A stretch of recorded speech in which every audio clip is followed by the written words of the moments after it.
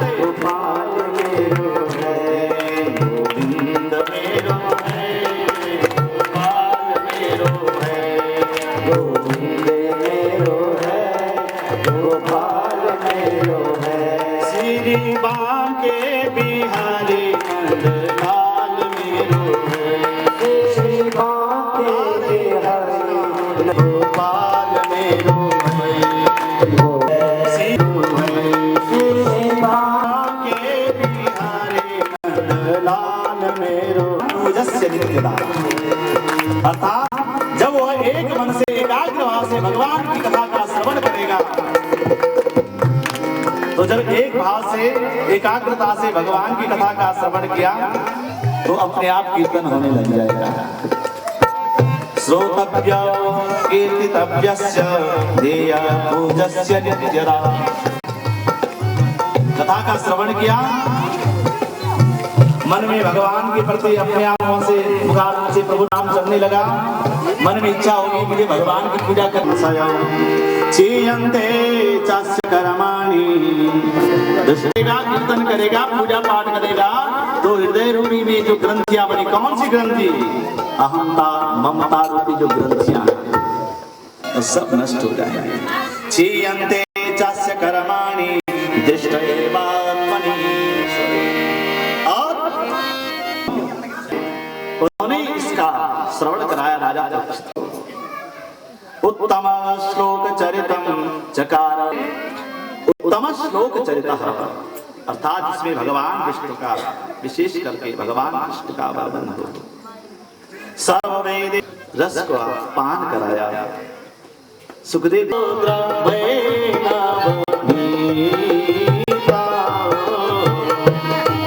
क्योंकि माखन तो अपनी गर्मी से उष्णता से पिघल जाता है और संत दूसरे के दुख को देख करके पिघलता है। अरे ये कष्ट मेरे को मिल जाता तो कितना अच्छा। तो उसी प्रकार समीक ऋषि जी शिष्य को बुलाया, पुत्री ने तो श्राप दे दिया लेकिन अच्छा नहीं किया, जाओ जाकर के राजा से कह दो कि जल्दी से जल्दी 7 दिन के कुछ उपाय कर ले। राजा अपने कर्म का पश्चाताप कर रहे हैं। राजा बार बार अपने मन में सोच रहे हैं, अध्यैव राज्यं बलवेद्यघोषं प्रकोपितं ब्रह्मकुलानलो मे दहतभद्रस्य पुनर्यमेवो पापी यसेदेदुजदेवगोह्यम्। राजा पश्चाताप करने लगे, अरे अभी मेरा राज्य नष्ट हो जाए तो कितना अच्छा है।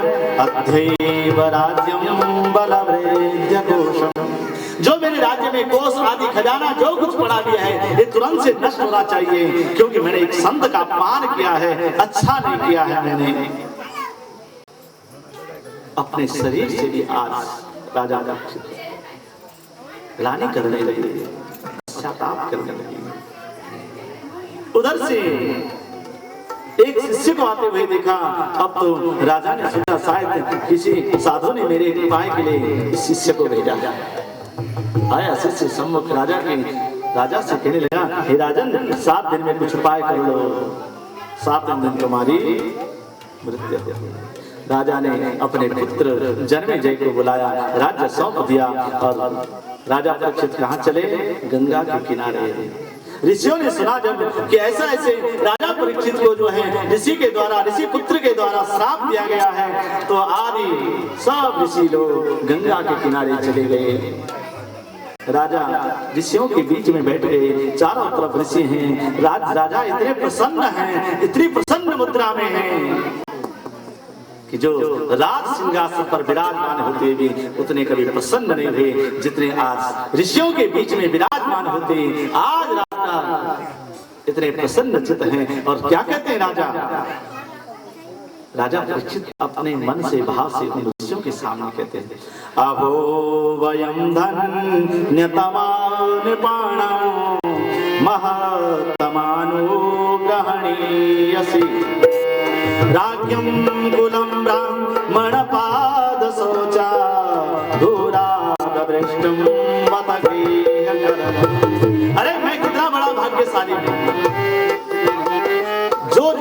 संत लोग राजा को दूर से ही त्याग देते हैं। जो राजा जो है ऋषियों के चरण पादुका जहाँ खोली होती है वहां तक भी राजा नहीं आ सकता है। और आज मैं कितना बड़ा भाग्यशाली हूँ कि मेरे चारों तरफ बड़े बड़े विदुषी लोग, बड़े मनीषी लोग, बड़े ऋषि संत लोग बैठे हैं और मेरे जीवन के प्रति चर्चा कर रहे हैं कि हे राजन, मैं कितना बड़ा भाग्यशाली हूँ जो कि इस मृत्य लोक के अधिपति, जहां संत लोगों के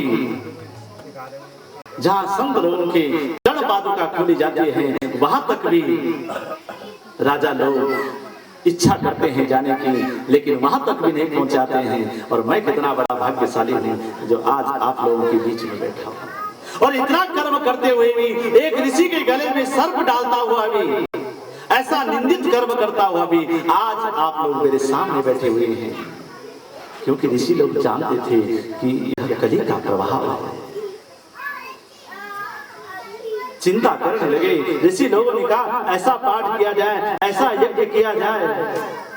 कोई कहने लगा गीता पाठ करो, कोई कहने लगा शिव महापुराण करो, कहते वो 11 दिन का है, कोई कहता राम कथा करो, वो भी 9 दिन की है, कोई कहता देव भागवत करो। कहा तो 7 दिन में तो कोई ऐसा यज्ञ है, एक श्रीमद् भागवत महापुराण है। सब ऋषि लोग राजा गंगा के किनारे बैठे हुए हैं। तब तक 16 वर्षीय सुखदेव जी दिखाई दे। दूर से सब लोग अपने स्थान से खड़े उठ गए, स्वागत करने लगे। सुखदेव जी आए, सुखदेव जी को आसन दिया गया, आसन में सुखदेव जी को बिठाया गया और सुखदेव जी से जब आसन दिया गया, पूजा अर्चना की गई, सुखदेव जी की, सब बैठ गए।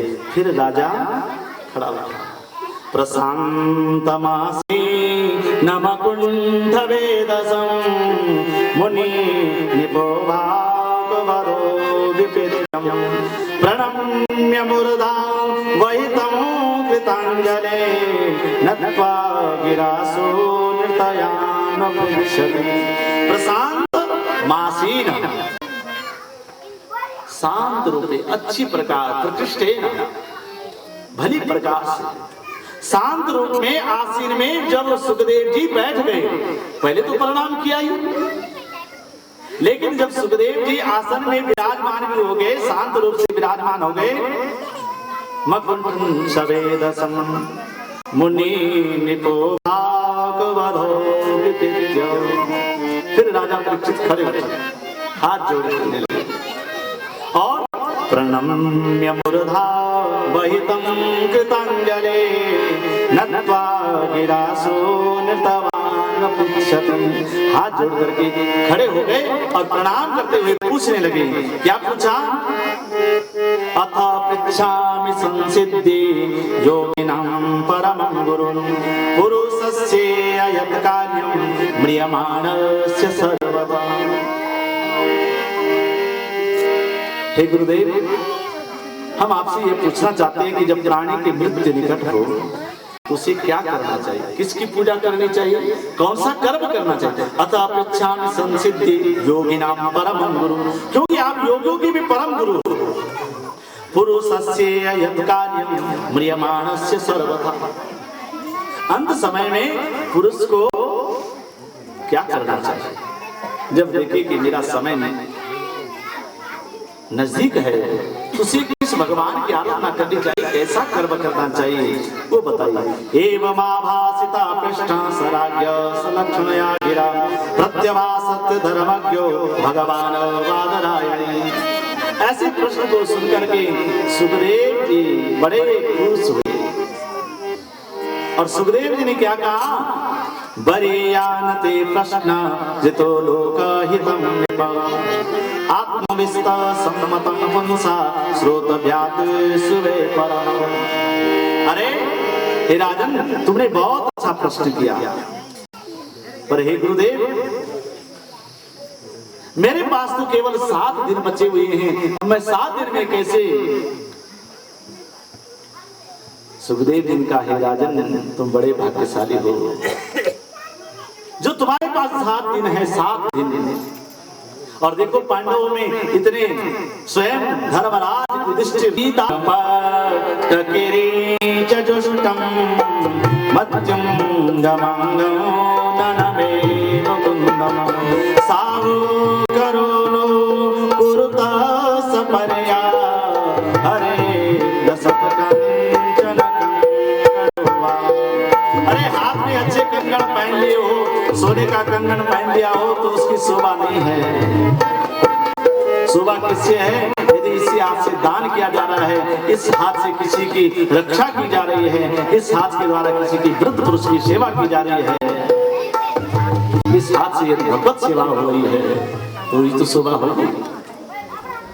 इतना भूयसे समोद्भवस्थान निरोधलीलयां गृहीत शक्ति तृतया यदेहिनां मन्तर्भवायानुपलक्ष्यवत्मने नं स्वखेदा चये मायामयसूकरस्य जना तपसत्यनिवासिनस्ते त्रिवी पवित्रो मुनयो गणस्मा।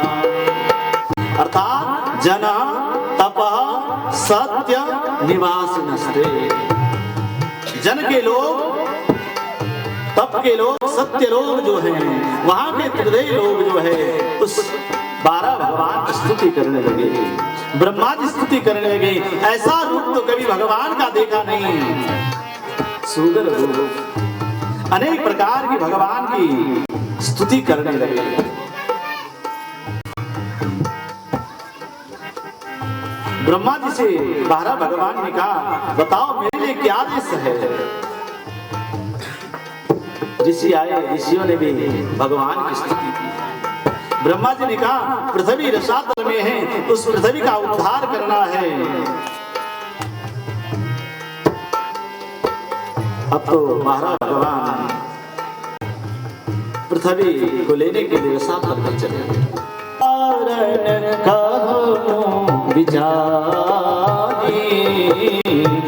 गुण ब्रह्मो सगुण बकुधारी। अरे एक निर्गुण ब्रह्म सगुण रूप में किसके लिए आया? केवल भक्तों को। भगवान ने कहा, मैंने अब तो भक्तों को भेजा है मृत्यलोक में। आज परम ब्रह्म, पूर्ण ब्रह्म, इतना तक कि जब भगवान हम तो कथा करते लोग प्रश्न करने लग जाते हैं, अरे भगवान सुगर जी कैसे पृथ्वी पर चलने लगते हैं? जानते हैं भगवान जो निर्गुण हो सकता है स्वरूप ज्ञाने में, और फिर चले बिना पृथ्वी में, क्योंकि जब तक हम भगवान को अपनी शक्ति द्वारा समझते रहेंगे तब तक हम भगवान को भज नहीं सकते। भगवान किसे कहा जाता है? वेदों में कहा गया है, ऐश्वर्यस्य समग्रस्य वीर्यस्य यशस्त्रे। जिसके पास अनंत ऐश्वर्य हो, अनंत वैभव हो, अनंत शक्ति हो, वही तो भगवान है। और उसके लिए क्या पृथ्वी की आवश्यकता? उसके लिए शरीर की क्या आवश्यकता? उसके लिए कान की क्या आवश्यकता? बिनु पद चलाई सुनाई काना, बिनु पद चलाई सुनाई बिनु हो करी करम कराई विधि नाना, हो करी करम कराई विधि नाना। वह उसके लिए क्या पृथ्वी क्या? तुम बनगोचरा मृग, आप बन के मृग हो। तो भगवान ने कहा, मैं बन का मृग हूं, मैं सुगर रूप मैंने धारण किया है, पर तू जानता है तू कौन है? बन के मृग किसको ढूंढते हैं?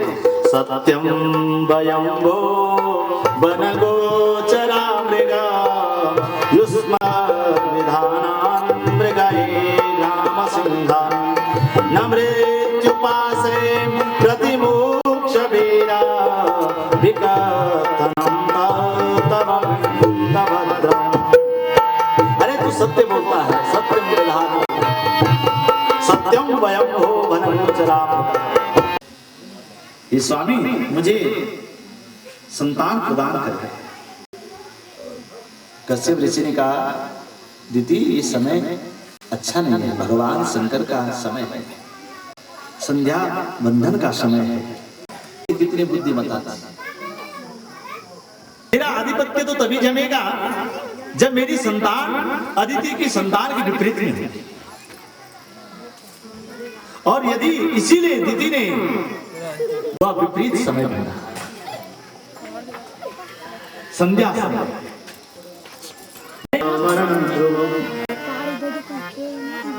कहते संध्या समय पे निषिद्ध माने गए हैं। आहारा जायते व्याधि। संध्या सहवास के कारण जो संतान उत्पन्न होती है वो बड़ी दुष्ट होती है। गर्भ दुष्टे च मैथुने निद्राया हरते लक्ष्मी। संध्या समय पे यदि होता है तो वाक्य से निद्राया हरते लक्ष्मी स्वाध्याय मरणं ध्रुवम्। और यदि विद्याध्ययन करता है संध्या समय में तो विद्या किसी काम में लगता है। लेकिन दीदी नहीं मानी, दीदी ने कहा मुझे तो संतान चाहिए, पर दुष्ट प्रकृति की होगी, अच्छी नहीं है। हे राजन, यही जो हिरण्याक्ष है यही भगवान के परम पार्षद है। जय और विजय सनक को रोक दिया, सनकादित्यों ने श्राप दे दिया जय और विजय को, जाओ। प्रकृते पुरस्य नमामि संधर्ममिदं वरिष्ठम्। त्वं त्वां गताहं शरणं शरण्यम्। हे नारायण प्रभु, मैं आपकी शरण में आया।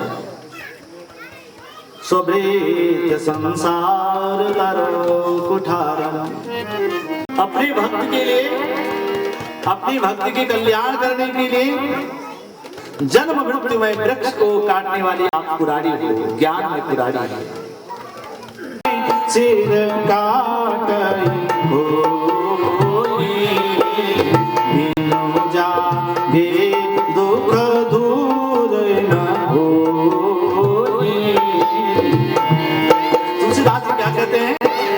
तुलसीदास जी कहते हैं अरे ये संसार स्वप्नमय है,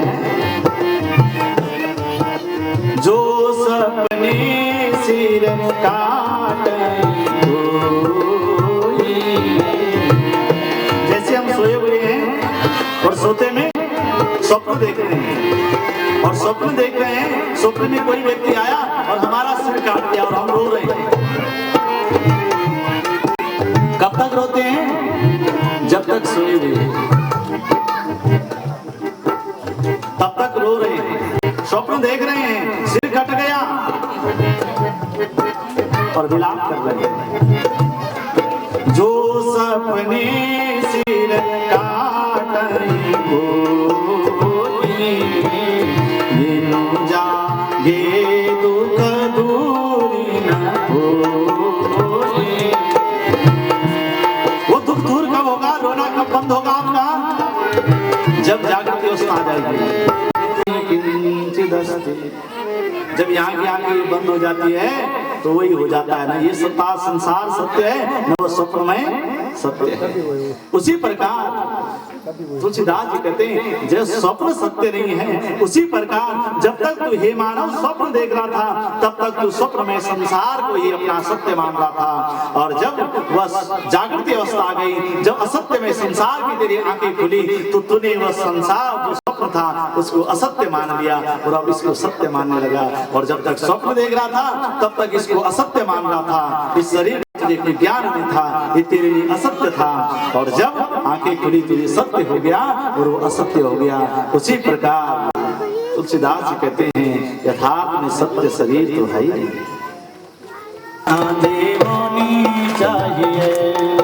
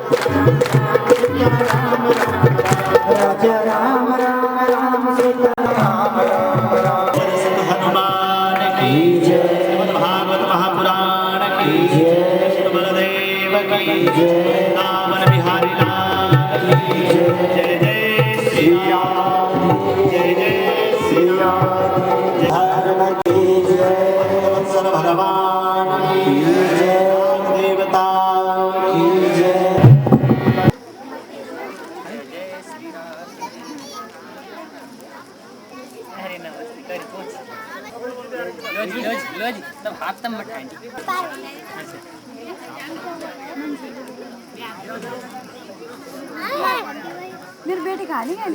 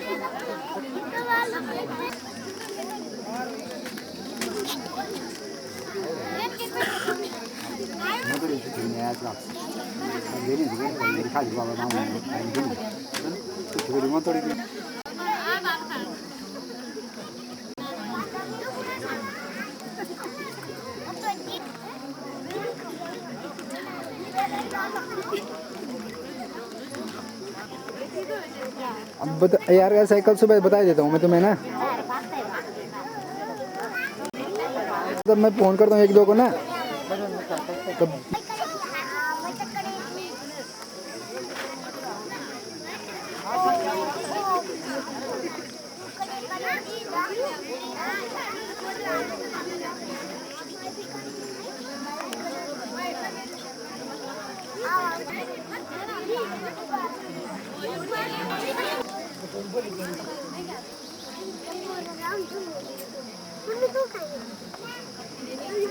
अरे सर ये रे पत्ता लगा पत्ता ये पत्ता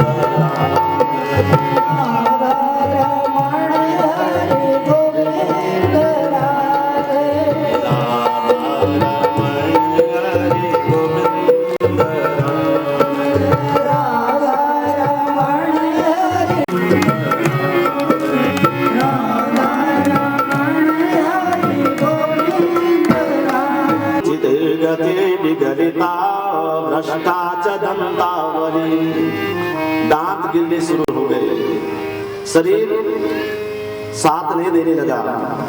दृष्टि नश्यति वर्धते बधिरता भक्तम चलालायते। इतना तक कि इन आंखों से देखना भी बंद हो गया। लड़के के लिए बोलता है, बेटा जा मेरे लिए चश्मा बना के ला, थोड़ा मैं देख तो लूं। बेटा कहता है, मेरे पास इतना पैसा है ही नहीं कि मैं तुम्हारे लिए चश्मा बनाऊं। जिस बालक की, जिस परिवार की आशा में तूने अपने जीवन को उस कस्तूरी मृग जैसे वैसे गंवा दिया है, आज वही बालक तेरे मन की इच्छा को पूरी नहीं कर पाता। बाल्यं नैव शृणोति बान्धवजनं पत्नीन शुश्रूषते। हा कष्टं जरया विभूतपुरुषः पुत्रोऽपि मित्रायते। अरे देख, हा कष्टं जरया विभूतपुरुषं पुत्रोऽपि मित्रायते। तेरी दृष्टि से तुझे देखा नहीं जा रहा है, दांत भी सब गिर गए, सुन नहीं पाता है। बच्चों से कहता है, जिस स्त्री से प्रेम करता, जो स्त्री सब कुछ मानती थी। वाक्यम नैव शृणोति बान्धवजना। यदि तू किसी से बोल रहा है तो तेरे परिवार वाले इस कान से सुन रहे हैं और इस कान से निकाल दे रहे हैं, नहीं अब तेरी बात का भी ध्यान आ रहा है। अरे बुड्ढा तो बोलता रहता है। सोहम वसन्नपि विभो बहुदुःखवासं गर्वान् निर्जगमिषे बहिरन्धकूपे। यत्रोपयातमुपसर्पति देवमाया मिथ्यामते यदनुसंसृतचक्रमेता। सोहम वसन्नपि विभो भवदुःखवासं। अर्थात मिष्टान्न से जो भरा हुआ ये जीव मातृगर्भ में रहता है, जो वहां कष्ट को भोगता है तो बार बार भगवान को याद करता है। हे प्रभु, तूने इस जगह पे भेजा क्या? भगवान ने कहा, मैंने तो तुझे नहीं भेजा है, तू तो अपने कर्मों के द्वारा जा रहा है। फिर प्रार्थना करता है कि हे प्रभु, इस दुखद में बार बार प्रभु से प्रार्थना करता है, प्रभु मैं यहां से कब मुक्त हूं? और हे नारायण, मैं आपसे प्रतिज्ञा करता हूं कि मैं यहां से जब निकलूंगा तो अवश्य आपका चिंतन करूंगा, अवश्य आपका ध्यान करूंगा। और जैसे वह पृथ्वी पर आता है, सब भूल जाता है। माया तुरंत उसे झेल लेती है, माया पकड़ लेती है। बंधुओं के द्वारा सिखाया जाता है, देख ये तेरे पिता हैं, ये तेरे पुत्र हैं, ये तेरे भाई हैं, ये तेरे बंधु हैं। इतना तक कि धीरे धीरे जब वह संसार के वातावरण में आता है तो उसकी तृष्णाएं बढ़ती जाती है। कहते तृष्णा उसकी इतनी बढ़ जाती है, इस जीव रूपी की भर्तरी जी क्या कहते हैं अपने शतक में? भोगानुभुक्तं वयमेव भुक्ता तपो न तपतं वयमेव तप्ता। कालो न यातो वयमेव याता तृष्णा न जीर्णा वयमेव जीर्णा। अरे भोगमय शरीर से भोग करते हैं तो केवल रोग होता है। भोग, किसी को डायबिटीज हो, किसी को शुगर हो, और वो उस चीज को यदि ज्यादा खाता है तो और बढ़ता है। सोचे कि मैं इस खाने से अमर हो जाऊं, असंभव है। तपो न तपतं वयमेव तपता। मान लिया जाए कि सर्दी का समय है और वो बैठ जाए आग तापने के लिए, सोच रहा है अरे ये अग्नि मुझे सुख दे रही है। हे मानव, ये अज्ञान है भ्रम में कि अग्नि मुझे सुख दे रही है।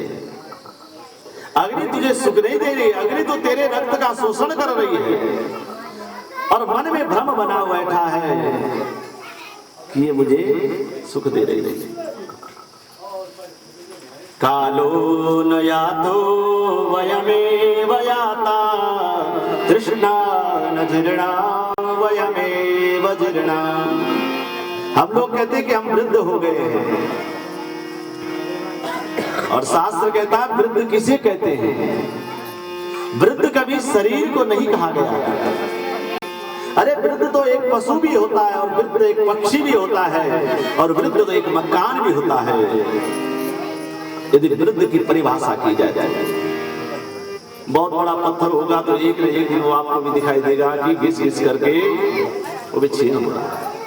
वृक्ष लगाया होगा तो एक दिन वह भी नष्ट हो जाएगा।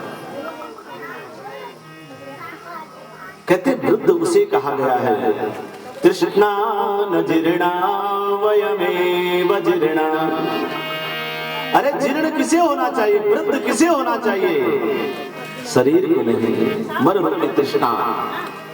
जो तेरे शरीर में तृष्णा है इसमें नए नए अंकुर मत आने दे, इसे वृद्ध होना चाहिए।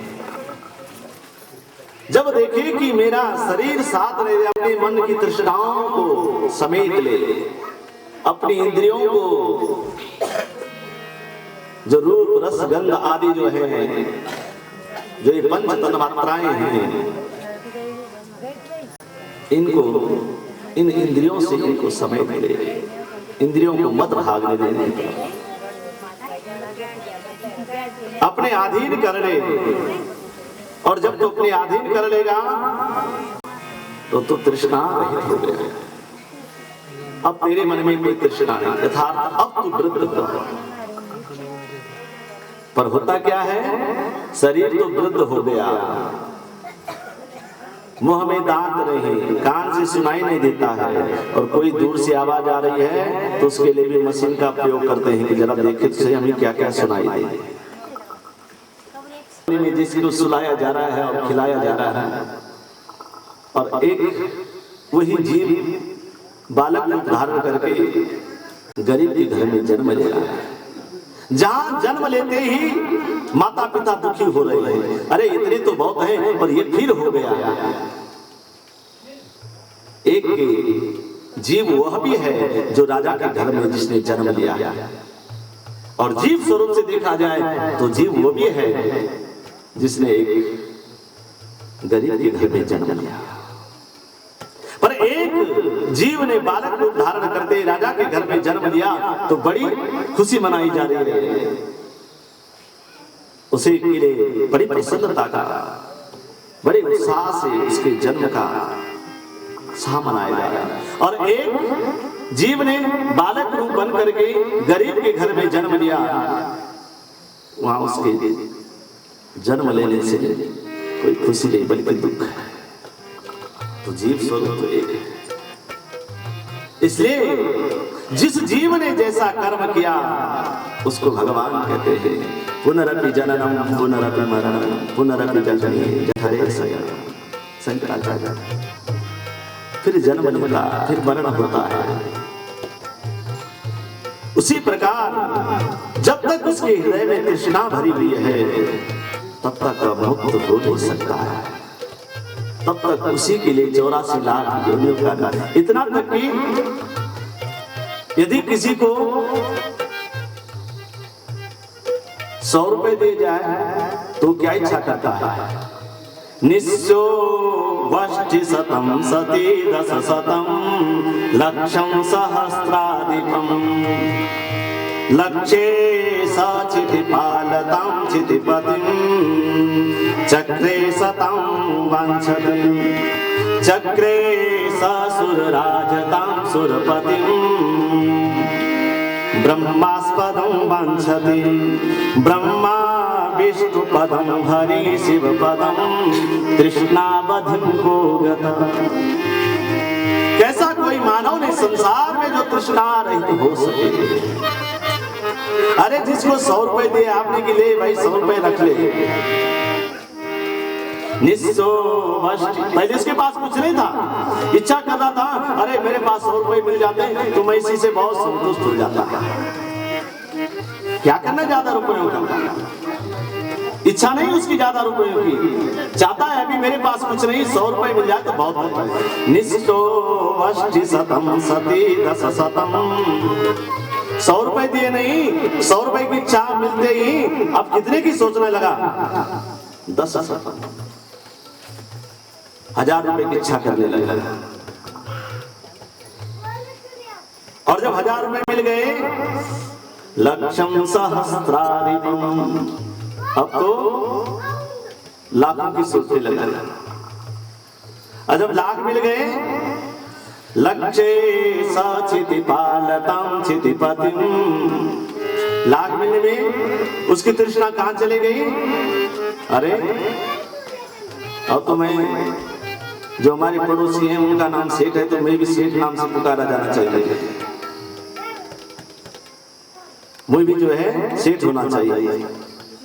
लक्ष्य सचिति पालताम चितिपतिम चक्रे सतम वांछति। इतना इंद्र पद प्राप्त करना चाहिए। चक्रे ससुर राजताम सुरपतिम ब्रह्मास्पदम वांछति।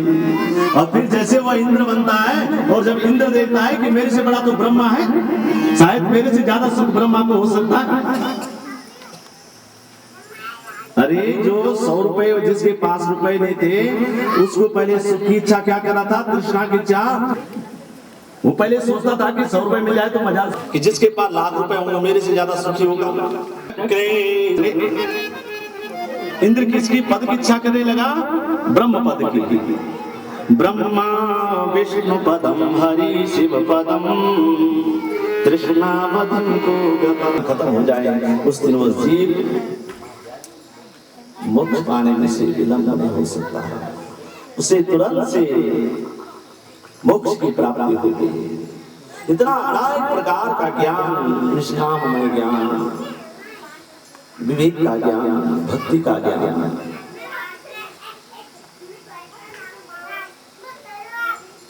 कपिल मुनि ने अपनी माता को दिया। मनोपुत्री, तो कल प्रसंग में हम इसी प्रसंग से चल रहे थे कि मनु की जो 3 कन्याएं थी, छोटी वाली मनु और दक्ष प्रजापति की, सोचा था सोनी का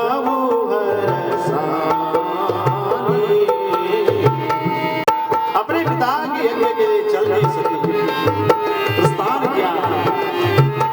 सब लोग जा रहे हैं उस यज्ञ में तो मुझे भी जाना चाहिए। पहुंची सती उस यज्ञ में, अपने पिता के यज्ञ में। जैसे यज्ञ में पहुंची, पिता से नहीं मिली। पिता ने देखा वहां से सती आ रही है, मोह मोड़ दिया। मां ने देखा सती की तरफ, मां ने भी मोह मोड़ दिया, क्योंकि राजा दक्ष प्रजापति ने कह दिया कोई भी सती से नहीं मिलेगा। जिसके पति ने मेरा अपमान किया है उस सती से कोई नहीं मिलेगा। सती गई तो कारण क्या है, सती ने सोचा जो भगवान शंकर के लिए निमंत्रण देगा, कारण क्या है। तो सती भी नहीं जाना चाहती है घर पर। सती पहुंची तो सबसे पहले वही पहुंची। ये यज्ञ तो ऐसा तो नहीं है कि भगवान शंकर का न बुलाने का कारण ये यज्ञ तो नहीं है। तो पहुंचे, जबकि कन्या जब जाए मैं के तो सबसे पहले घर जाता, लेकिन नहीं, सती ने सोचा यज्ञ में जाना। भगवान शंकर ने क्यों मना किया, कोई कारण होगा, इसलिए सती पहुंची तो यज्ञ मंडप, यज्ञ का निरीक्षण करने लगी। चारों तरफ यज्ञ के घूमने लगे, देखने लगे किन किन देवताओं की स्थापना है, किन की नहीं है। भगवान विष्णु का स्थान देखा, इंद्र का स्थान देखा, सब देवताओं का, वरुण आदि कुबेर आदि देवताओं का देखा, लेकिन भगवान अरुद्र भागम तमवेक्ष चाध्वरम पिता च देवे कृतहे जन्म विभो। सती ने देखा, अरे भगवान शंकर का तो कोई स्थान इस यज्ञ में है ही नहीं, सब देवताओं को बुलाया गया, मेरे स्वामी को तो बुलाया नहीं है। इसीलिए भगवान शंकर इस यज्ञ में नहीं आया। इसलिए भगवान शंकर आज अपने ससुराल जाने के लिए तैयार है। मेरे पिता के द्वारा इतनी अवहेलना, इतना अपमान, अब तो सती को, जो सती पिता के यज्ञ के लिए आई थी, आज सती को शरीर तक भी ग्लानि होने लगी। नैते न देहे न हरे कृतागसो देहो भवेनार्वणं कुजन्मनं व्रीडाममाभूत कुजन प्रसंगता स्तंजन्मधिकयो महतामवत्कृति। अरे धिक्कार है इस शरीर के लिए भी आपको, जिस शरीर ने इस शरीर को उत्पन्न किया है। अब ये शरीर नैतेन देहे तापसो, जिस देह ने इस शरीर को, इस देह को उत्पन्न किया, जब उस देह के अंदर मेरे स्वामी के प्रति ऐसे विचार आ गए हैं, तो ये देह भी पवित्र नहीं है। ये देह पवित्र हो कैसे सकता है? अरे उसी देह ने तो इसे उत्पन्न किया है। अब तो ये भगवान शंकर के पास जाने के योग्य भी नहीं है। भगवान उसी समय सती ने वही यज्ञ मंडप के एक कोने में पद्मासन लगाया और भगवान शंकर का चिंतन करने लगी। और भगवान शंकर का चिंतन करते करते ददर्श देवो अत कल्मषां सतीं सद्या प्रजादाद समाजमग्निनाम्। भगवान शंकर के षड चक्रों का चिंतन करते योगाग्नि शरीर से निकली। योग करते करते उसी योग के द्वारा शरीर से अग्नि निकले और अग्नि सती के शरीर को जलाना। सारे तरफ जो यज्ञ मंडप में विराजमान थे हाहाकार मचने। भगवान शंकर के पास, प्रभु ये क्या हो गया? भगवान ने अपने वीरभद्र के लिए आदेश किया, जाओ जाकर के अभी राजा दक्ष प्रजापति यज्ञ को ध्वंस कर दो। वीरभद्र चला, वीरभद्र ने राजा दक्ष प्रजापति के यज्ञ को विध्वंस कर दिया।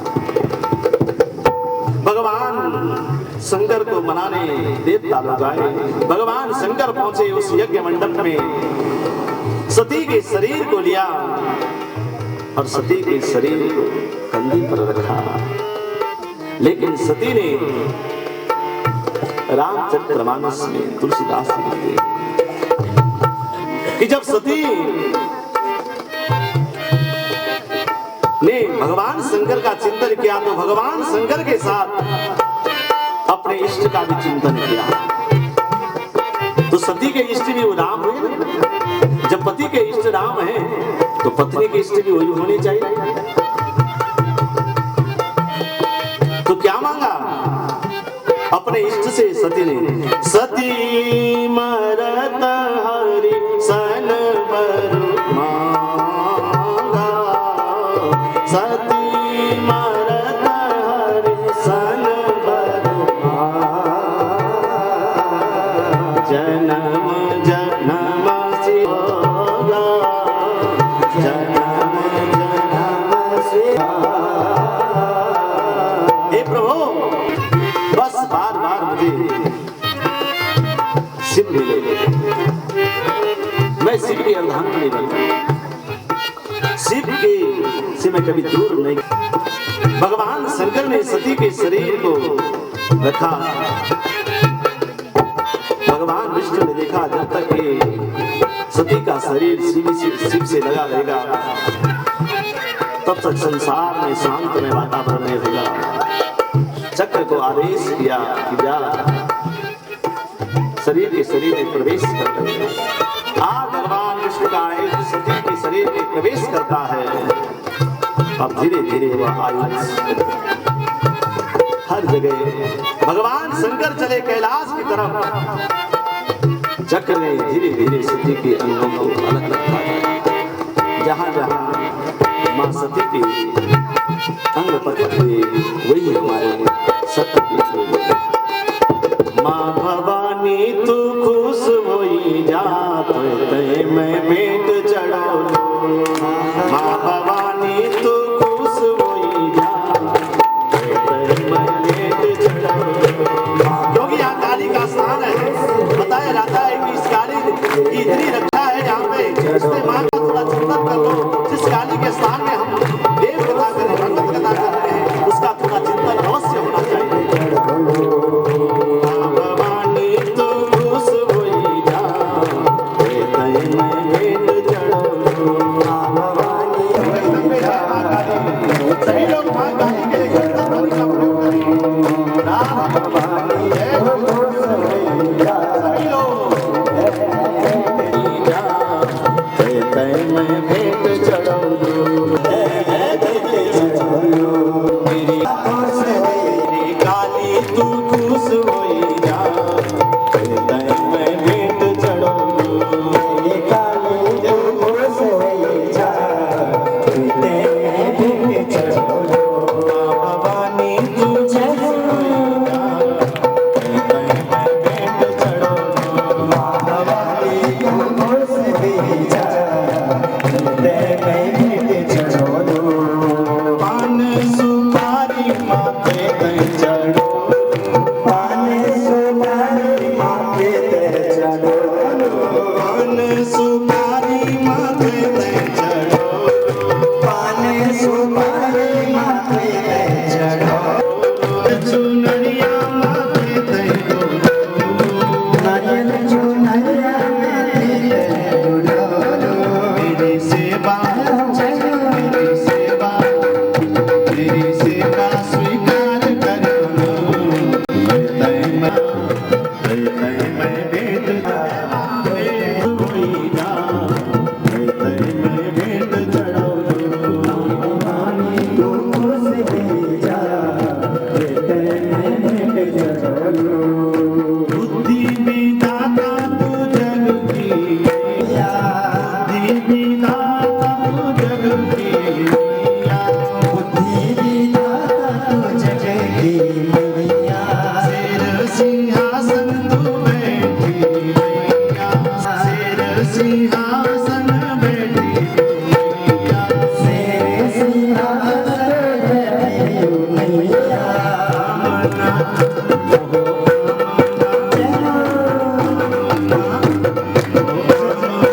मेरी सिद्धि कराना मैं भेंट चढ़ो। सिद्धि कराना मैं भेंट चढ़ो। सिद्धि कराना मैं भेंट चढ़ो। मां भवानी तू खुश होई जा खुश होई। दोनों हाथों से तालियों की सेवा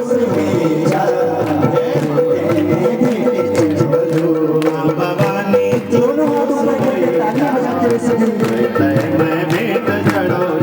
मां भवानी तू खुश होई जा। मैं बोलूंगी मैं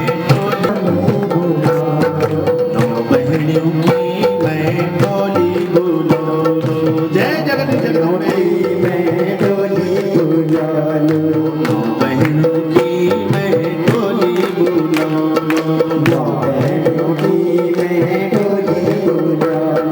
सुगंधा माता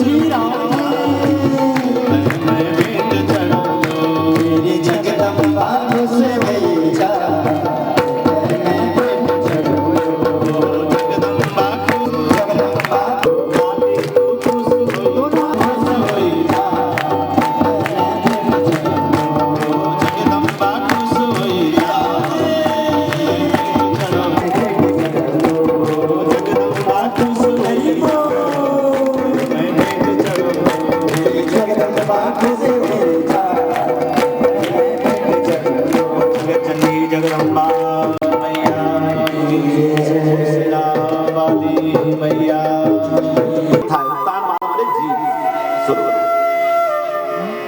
उत्तानपाद की दो पत्नियां हैं, एक का नाम है सुरुचि और एक का नाम है सुनीति। उत्तानपाद रूपी जो ये जीव है, ये सुनीति से प्रेम नहीं करता है, ये अच्छे पथ पर नहीं चलना चाहता है, अच्छे मार्ग पर नहीं चलना चाहता है। क्या चाहता है? सुरुचि, अच्छी रुचि, खाने की रुचि, पीने की रुचि, सोने की रुचि, भोग की रुचि। और जो दूसरी पत्नी है ध्रुव, ध्रुव का अर्थ था निश्चय, दृढ़ता, पूर्ण विश्वास। तो सुनीति के पुत्र एक दिन बालक ध्रुव अपने पिता से मिलने के लिए गए। पिता ने गोदी में उत्तम को लिया हुआ है जो सुरुचि का पुत्र है। तो 5 वर्ष का बालक, उसने भी इच्छा की कि मैं भी पिता की गोदी में बैठूं। अरे यदि तुझे वह पद चाहिए तो जा नारायण की आराधना कर, और नारायण ही तुझे वो पद दे सकता है और अन्य कोई नहीं। अब तो नारायण की प्राप्त करने की मन में अभिलाषा हो गई, इच्छा हो गई। 5 वर्ष बाद हे मां, कहां मिलेगा वो नारायण, कैसे मिलेगा? मां सुनीति ने समझाया कि जा, यहाँ से कुछ दूर पर कोई तुझे रास्ते में संत मिलेंगे, वृंदावन में जा और वहीं तुझे वो बाल कृष्ण और नारायण मिलेंगे। 5 वर्ष का बालक। आज तो मां सुनीति इतनी प्रसन्न है, न जाने कितने देवताओं को पुकार रही है। आज मां सुनीति कह रही है, न जाने मेरे पूर्व जन्म के जो पुण्य कर्म हैं, आज उनका उदय हुआ है। सुकृत पूर्व का कहू जब जागा, ध्रुव के भयो विमल बेरागा। आज सुनीति बड़ी खुश है, बड़े देवताओं को पुकारने लगी, हे प्रभु, आज मेरे पुण्यों का उदय हुआ। मेरा 5 वर्ष का बालक आज आपको प्राप्त करने की इच्छा करता है। इसके मन में वह अंकुर उग गया कि मुझे भगवान की प्राप्ति करनी है। उठ जननी ते आज्ञा मांगे, करी हो भजन विपिन देह त्यागी।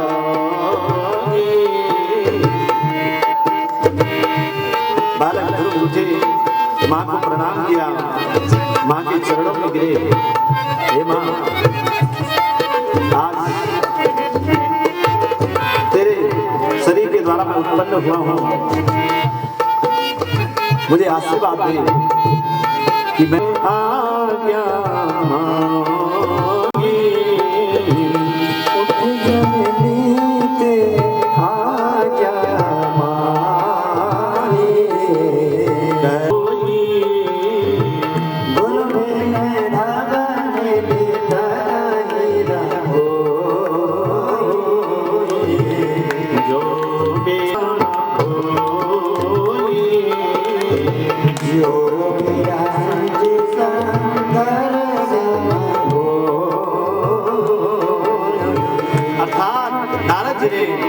मंत्र दिया द्वादशाक्षर। ओम नमो भगवते वासुदेवाय। यही भागवत का मूल मंत्र है, यही 12 स्कंद का पूर्ण फल है, यही 18,000 श्लोकों का पूर्ण फल है।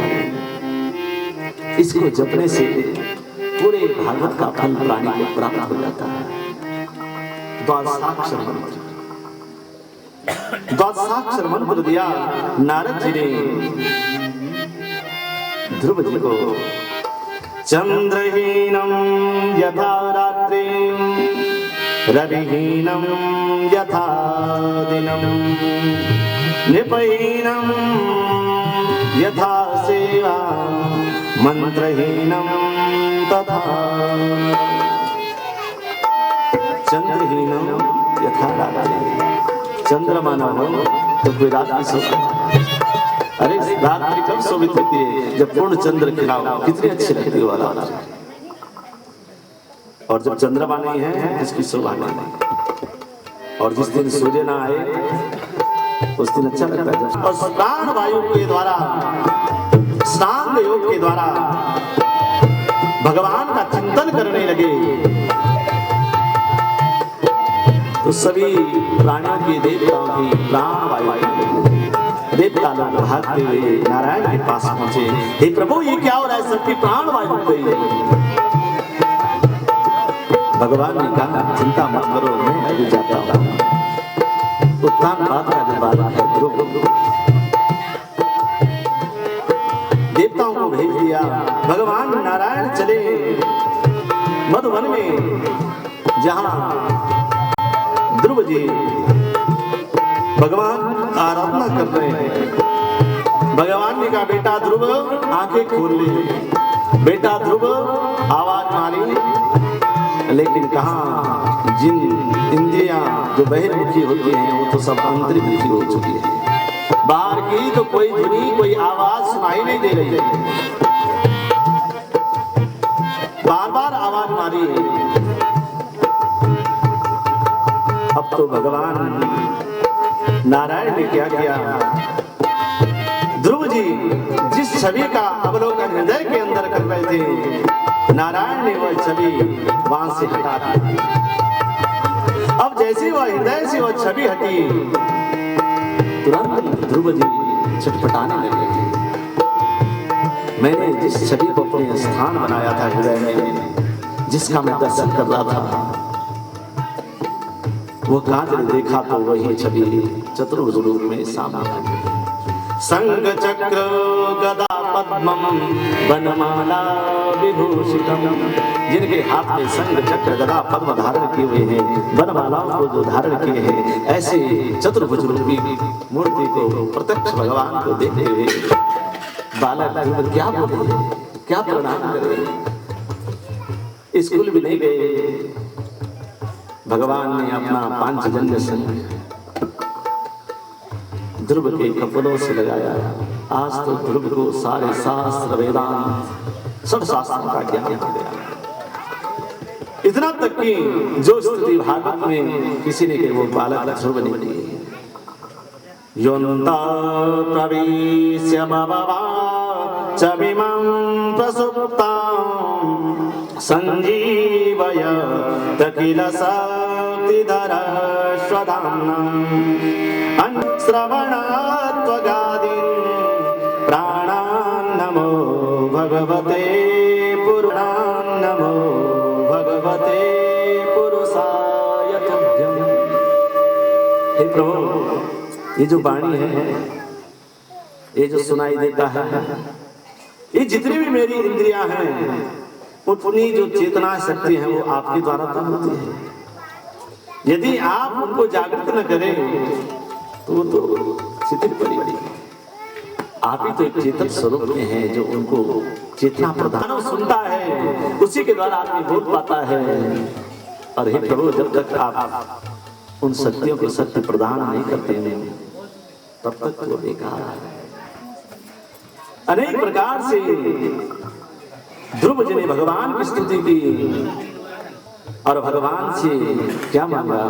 भक्ति मुहु प्रवहतां त्वयि मे प्रसंगो भूयादनं तमहतां ममलाशयानम् एनं जसोल्वणमुरु व्यसनं बभावदे नेसे भव गुणकथा मृतपानमत्तां दोषा प्रभवन्ति रागिणां गृहे विपज्येन्द्रियाणि देहस्पते अकुत्सिते कर्मणि ये प्रवर्तते निवेद्य रागस्य तपोवनम्। भगवान ने कहा कोई वन में जाने की कोई जरूरत नहीं है, ये चोला पहनने की कोई जरूरत नहीं है। भगवान ने कहा यदि भस्म लगाने से, मिट्टी लगाने से वैकुंठ जा सकते हैं तो सुगर के अन्य जीवों पे तो बहुत मिट्टी लगी रहती है।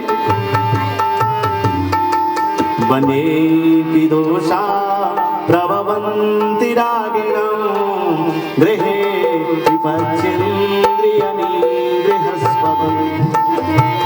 अकुचिते कर्मण्ये प्रवर्तते निवेद्य रागस्य गृहं तपोवनम्। अरे आपका घर ही तपोवन हो सकता है। भगवान ने कहा घर में रहते हुए भी तुम भगवान का भजन कर सकते हो।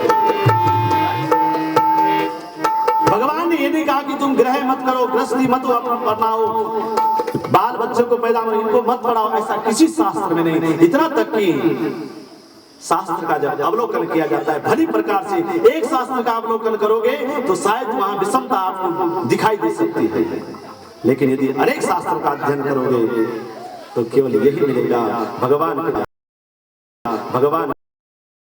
जीवन तो सर्वोपरि आसन है, सर्वोपरि आश्रम है। ग्रस्त के बराबर